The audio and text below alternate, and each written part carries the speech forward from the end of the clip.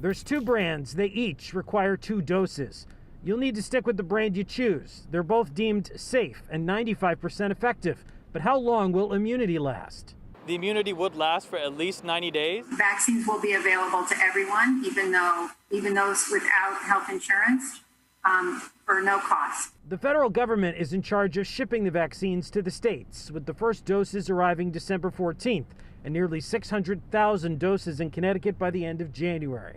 A first dose of almost the entire healthcare and nursing home population by the end of January. Now to your questions. You ask, we answer. Marie asks, will people be able to have 1 dose in Connecticut and the second dose in another state? Getting doses at different locations or different states is not advisable. This is a very large logistical effort simultaneously happening across the country. So it is advisable for patients to get the second dose at the same location where they got the first dose. One group that won't be getting the vaccine, kids.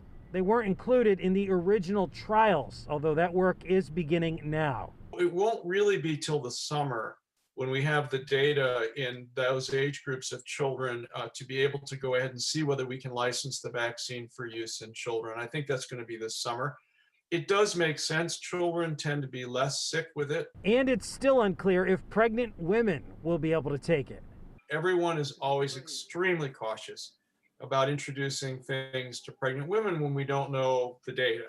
So in my personal opinion, right now, we don't have adequate data to immunize pregnant women. We don't know. I think the vaccine companies will be setting up studies to look at that.